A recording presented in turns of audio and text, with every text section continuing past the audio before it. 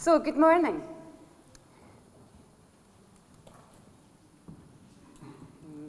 Something shines out, a truth so self-evident that the words dictate themselves. We're cashing in on 1 billion years of planetary saving bonds, that's trees, and blowing it on assorted bling stuff. I'm going to come back to this towards the end of the talk again. Can digital technology help achieve education for sustainable development? I am, as Frau Beisiegel said, I'm a professor at the University of Göttingen, and I'm also head of a department at the Georg Eckert Institute for International Textbook Studies. And at the Eckert Institute, we take a cultural studies approach to education and to the media of schooling. And that means that although digital technology requires practical solutions for teaching and learning, and it requires new practical competencies for teachers and students, we approach it from more a focus on the fundamental cultural, political, economic, social transformations which result from the digitalization of our everyday life in educational organizations. And most of my research focuses on schools, so the stories I'm going to tell today come from schools, but a lot of the points are relevant for higher education or other forms of education. So it's from this cultural studies perspective that I want to answer this question today in 3 parts. The first part is yes, it can. Secondly, but it is currently not. And thirdly, only if we do digitalization differently can digital technology sustain or help or support education for sustainable development. So before I come to these 3 points though, as cultural studies people often do, I want to talk first about a word or a concept. There are lots of different definitions of education for sustainable development. I've picked one here from the UNESCO where they want to focus on improving access, and I'm not going to talk about access very much today. Herdy Hahn yesterday talked about if you have no electricity, then digitalization is not going to be much of a topic. So I'm going to talk about the sections of education where there are computers and they do work. So access to quality education on sustainable development at all levels and in all social contexts to transform society, and this is going to be important for what I'm talking about today, by reorienting education and helping people develop knowledge, skills, values, and behaviors needed for sustainable development. It's about including sustainable development issues, so the topic, the learning contents, such as climate change, biodiversity, into teaching and learning. And individuals are encouraged to be responsible actors who resolve challenges, respect cultural diversity, and contribute to creating a more sustainable world. And I want to zoom in for a moment just on one concept, which is sustainable development. Now, today, these are, of course, very laudable goals, but sustainable development has become sort of an oxymoron in today's world. If development is oriented to growth and expansion and economic progress, then it is not sustainable. I think most people in the room would recognize or acknowledge that. And so I want to specifically understand sustainable development today as developing towards degrowth. That is an awareness that, especially in the global north, if we want to remain within our planetary boundaries, we have to stop growing, stop increasing consumption, stop increasing profitability, stop increasing GDP. And this is what Deborah Britzman has called difficult knowledge, because it requires truly transformative approaches, changing the norms and the values that govern most of our lives. It's difficult knowledge because it's not enough for each of us individually to consume more ethically or switch the light bulbs off more often. We're talking about systematic, large-scale political and economic transformations. And it's difficult knowledge because, as Slavoj Žižek, cultural philosopher, has said, most of us do know this already, the catastrophic and unsustainable effects of our daily lives. We know this, but we do it anyway. We know it, we acknowledge it, we're even here at this conference, but we do it anyway. So what can digital technology do to aid these transformations? So, the first part of the answer is yes, it can do quite a lot already.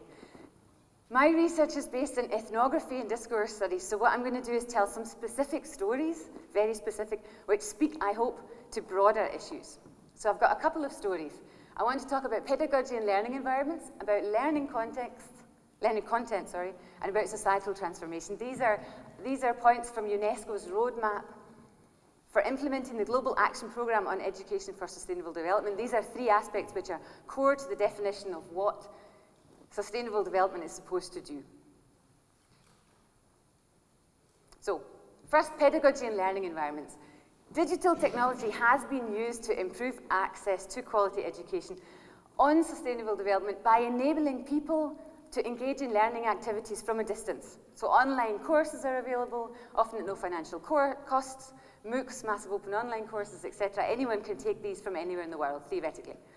But the most effective courses have been more like blended learning courses, where there's a mix of online work, webinars, and face-to-face seminars. These personalize the content to a certain extent as well, so it becomes relevant to one's own life in one's own context. The Borderless School Initiative is a project in Southeast Asia, which has been written about here. And it brings learning content on sustainable living. They don't talk about sustainable development, they talk about sustainable living, to pre-service teachers through a mix of face-to-face interactions, webinars, and on these topics. After the course, the teachers expressed a really high level of sophisticated reflection, and they were asked, what's the meaning of sustainable living? And they said things like holistic thinking, a simple life, thinking and living and technology skills equal sustainable living. And living without causing harm, I'm quoting here, living without causing harm and not leaving the earth in a worse way, which I quite like.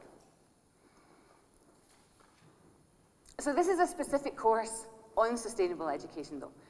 The second thing, learning content, focusing more on learning content, embedding ESD across the curricula is currently seen as one key way to enable what's been called double-purpose learning. So when you learn about science or geography or politics or whatever, at the same time as learning about ESD, Education for Sustainable Development, related topics. And this book, which is available online, also has a lot of suggestions for what to do across all the content. The MGIP who wrote this are currently developing a similar thing for digital technology, but it's the same principle. So that in the digital materials that are made for schools, the content is embedded across. In this book it says, there are 4 ways of dealing with the challenges. The first is denial. There's nothing to worry about sustainable development. We don't need to. It'll go away. We don't need to do anything. The second is to bolt on, to add a green aspect. The third is the focus of this book, to build it in. To embed, here's the embedding, to embed sustainable development content to everything across all the curricula. We heard about this yesterday as well. The fourth is whole systems redesign, and I'll come back to that towards the end. So I've got one task, maths, from the maths curricula. As I said, the book has lots of different examples from lots of different curricula across curricula. But in the maths, this maths task here is a double page activity. I can't show you all of it, and it's probably too small to look at just now or to read. The point is just what it does. The maths task draws on open data, which is freely available online, and the book includes a whole list of open data sources where open governments put data online so students can use it. And it's one of these context-rich word problems that you probably remember from maths.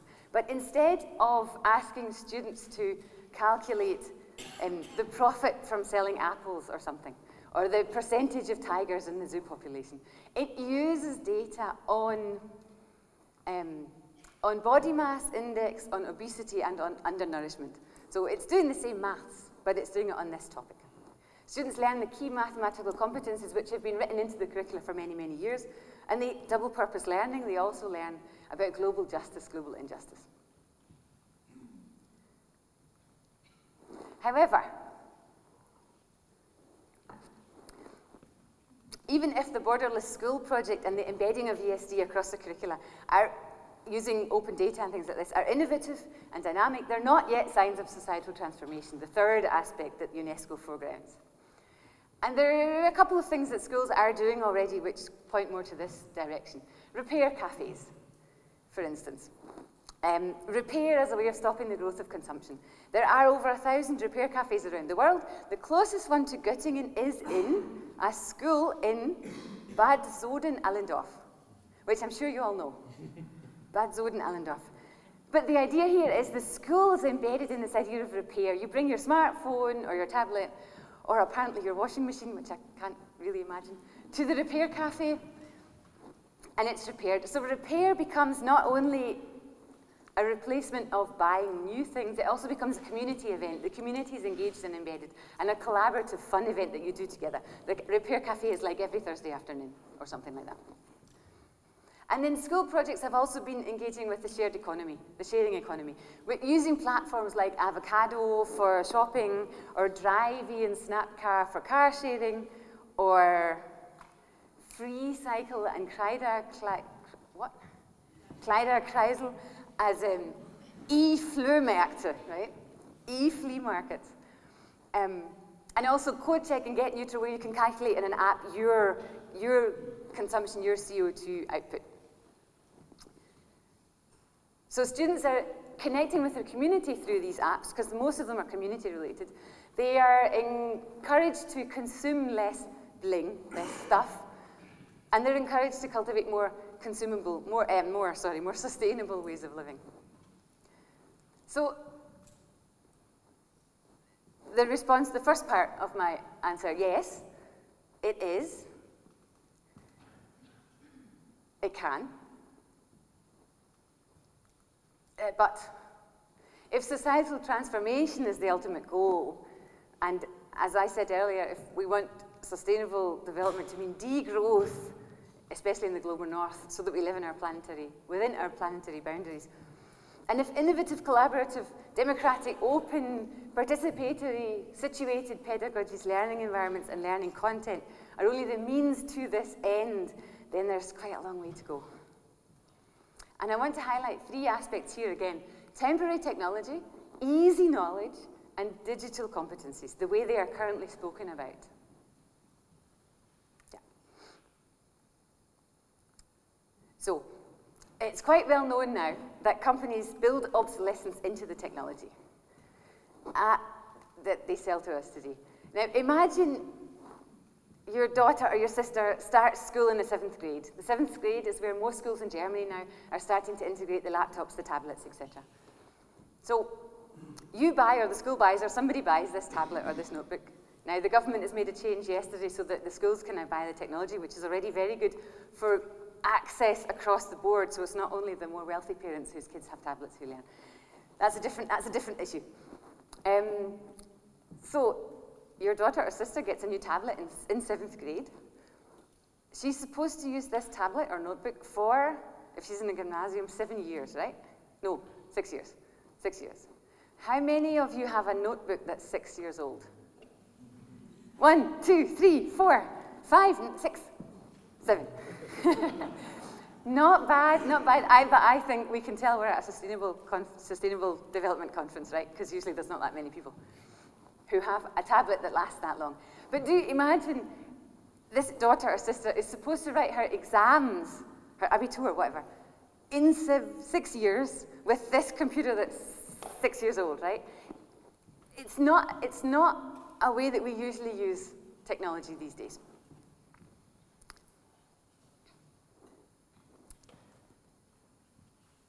No.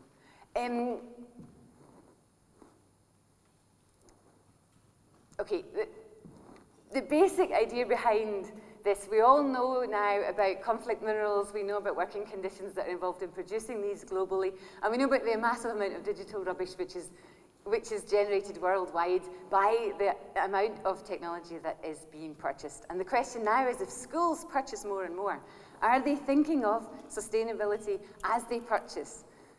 It would be possible to regulate the kind of technology which is allowed to be purchased, but I'll come back to that in a moment. Just for now, there's a wonderful cultural analysis of digital rubbish written by Jennifer Gabris here. which argues basically the digital rubbish, the amount of digital refuse and rubbish that we generate is not sustainable at the moment. Now, some of the critical literature on education for sustainable development talks about self-deceptive simulation, a sustainability mirage, or a societal strategy of self-deception. And the core challenge here is that much writing about ESD, Education for Sustainable Development, makes it look so easy. John Huckle has said this quite concisely, I think. ESD offers key concepts such as interdependence and quality of life, equity and justice, as if these are unproblematic and can readily be translated into the classroom without related considerations of ethics, politics, and global political economy. As if these are easy things to translate into practice. Oops. So in schools, we rarely talk explicitly and openly about the difficult knowledge of how living within our planetary boundaries is problematic, because it will mean massive, tough, and very challenging conflicts with personal local interests. For instance, now that we can buy, someone said recently, once you've bought pajamas from your sofa, you can never go back. Now that we buy more online, it's difficult to fly to my friends less frequently, especially now that I can look online and find the cheapest possible flight. And I know that if I buy on a Tuesday evening from the Microsoft computer, it's cheaper than if I buy at the weekend from the iPad, because it's different prices. It's difficult to fly less frequently.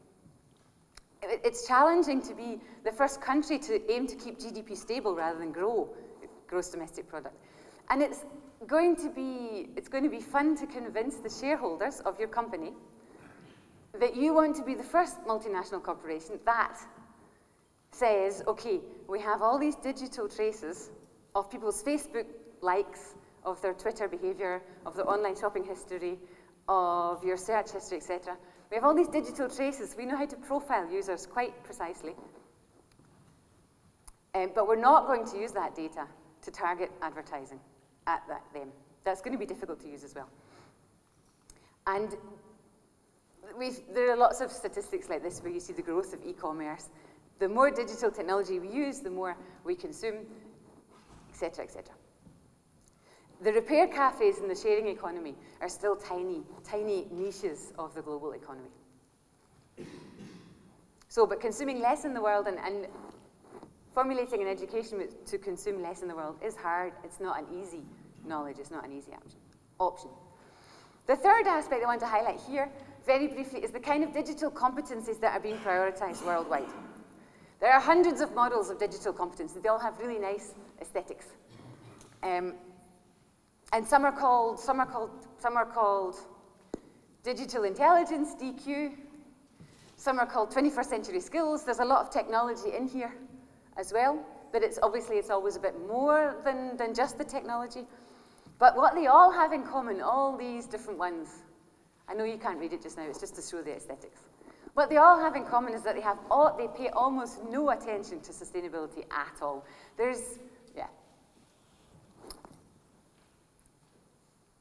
They all implicitly focus on using more technology to be more innovative, more creative, and often how today's students can stay competitive in a changing job market. This is only one, but there are a lot which focus on this, economic growth and becoming a successful player in an economic society. When they do have an attention to criticality, it's about critical awareness of cyberbullying or of fake news, but there's no more substantial critique of issues which are relevant to sustainability. And I'll come back to different kinds of competencies towards the end. So that was a long section on the yes, but. And sometimes the challenges seem much, much larger than the yes or the small projects which I mentioned in the yes part, which can sometimes lead to feeling disheartened, which is why the third part of the talk is very important. Can digital technology help achieve education for sustainable? Yes, if it's done differently. Current research suggests that it definitely can if we design technology and regulate technology use for schools and for young people differently. So, technology already has fantastic capacities, to change the way we consume and make lives more sustainable. These are not often used. We know there are ways that cars could be made more economically viable. Scientists in the UK just discovered a way to make batteries on smartphones 60% more effective. The technology is there, but it's not being used yet. Which obviously, batteries on smartphones has substantial implications for energy consumption worldwide. So I want to suggest there are 3 qualities which need to be engineered into digital education for sustainable development. And each combine core aspects, core dimensions from the UNESCO roadmap.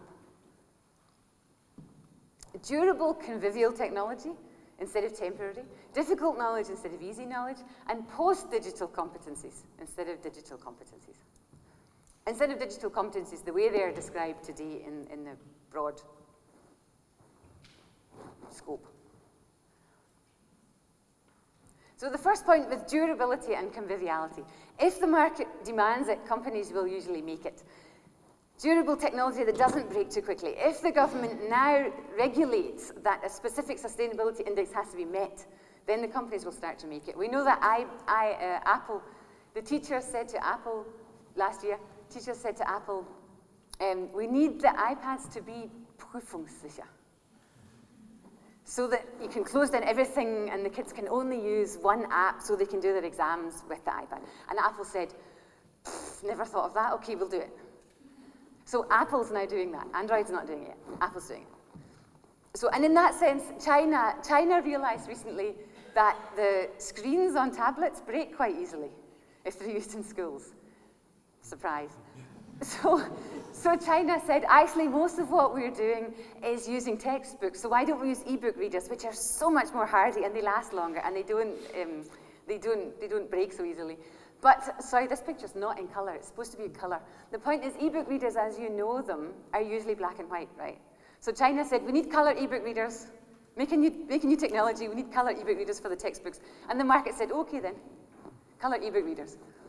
And there are at least two different companies now that have color e-book readers, so the textbooks can be worked with quite well.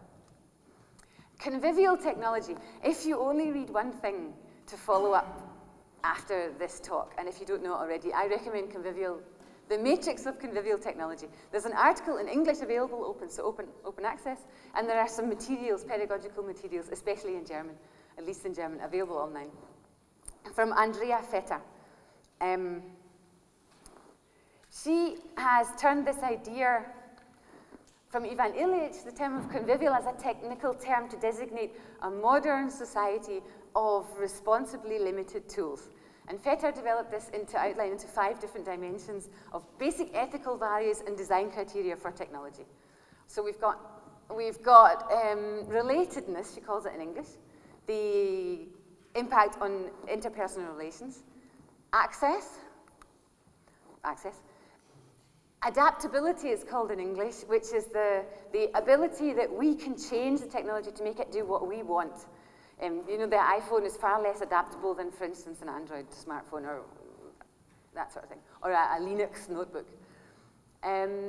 This one in English is called biointeraction, the interaction with the biological world around us. And this one in English is called appropriateness, the amount of resources that a specific technology uses. So the students, in these worksheets here, students choose a technology, a smartphone or a microwave, and she has several of these sort of worksheets, like the kind of magazine quiz thing that you either love or hate. This is just one of them. There's one for each dimension. And then you can, to the use of resources, you mark on with your smartphone or your Linux notebook that you've chosen. Is it very inefficient, give it a -3, or is it very efficient, give it a +3?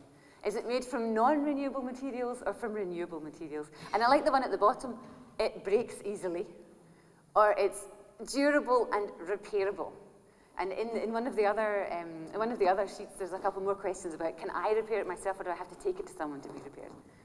So this sort of thing, there's 3 important things about this idea of convivial technology for me. One is it raises students' awareness of the impact of their technology on the planet. on human relations and on global justice. It doesn't just raise students' awareness, it raises teachers' awareness as well. But secondly, so it impacts on the technology that we buy for schools. If we use this sort of analysis before we buy something for the schools, but maybe buy a different set of things. There are some schools, one in Göttingen, which is using Linux now, which has a completely different sense of answer here than Microsoft does. Of course, Linux is a little bit more lumpy to use. So there's a certain trade-off there. And thirdly, as I've said earlier, the hugely important task of regulating what will be financed for schools. If the demand is there, the market will react.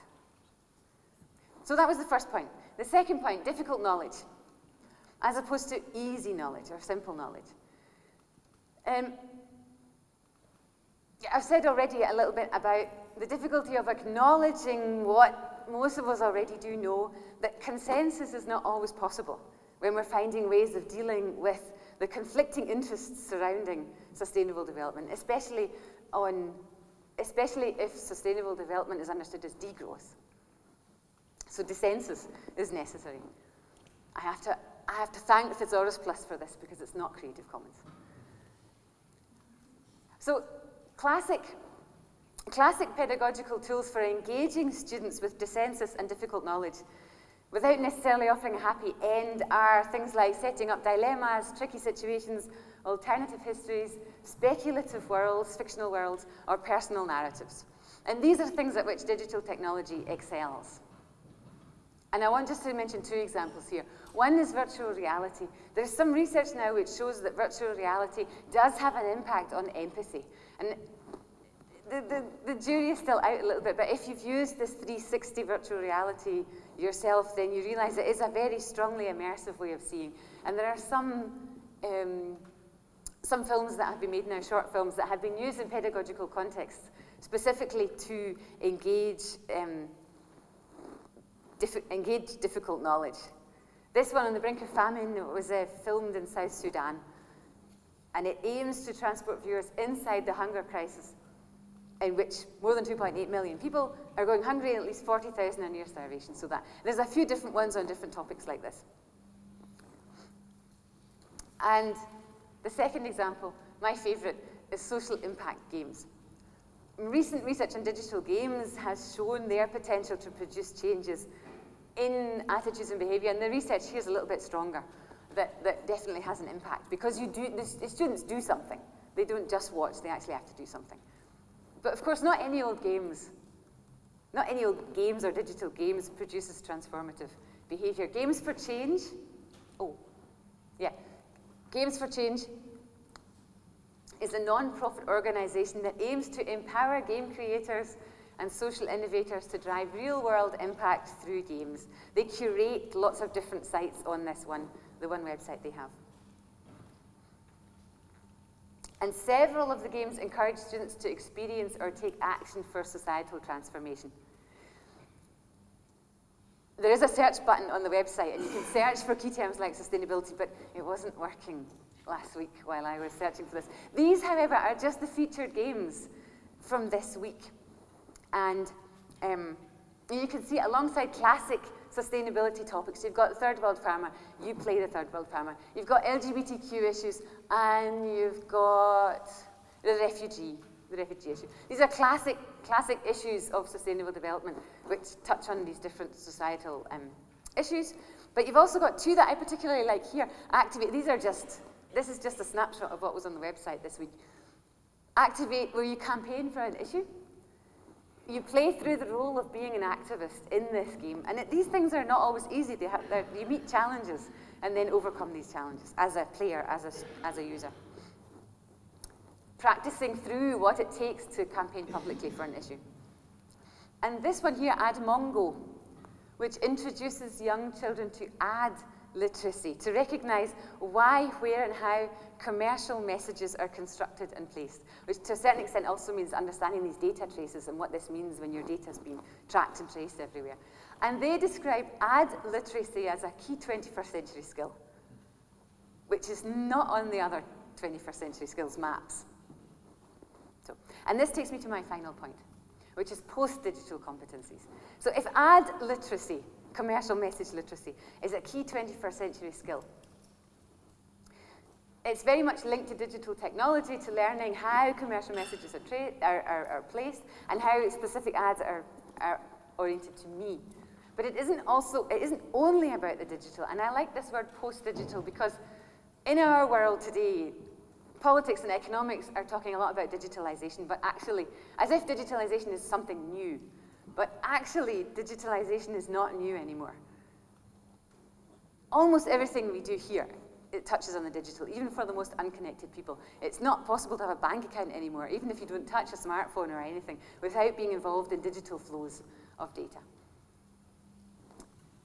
So, one thing David Selby has called place-based learning as one final example for this.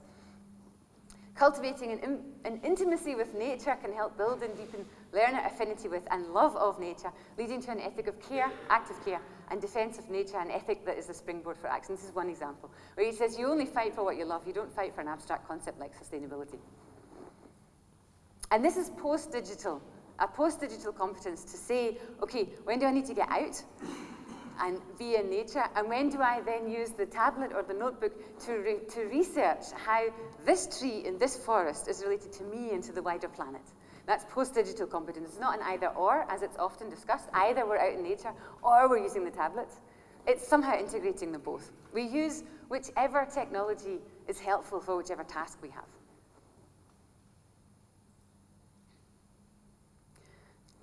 And this takes me back to my initial quote, something shines out, it's just self-evident, that the words dictate themselves. We're cashing in on 1 billion years of planetary saving bonds and blowing it on assorted bling. If you only read 2 things following up from this talk, this novel is fantastic. It's a novel about trees, which is incredibly moving, strangely enough.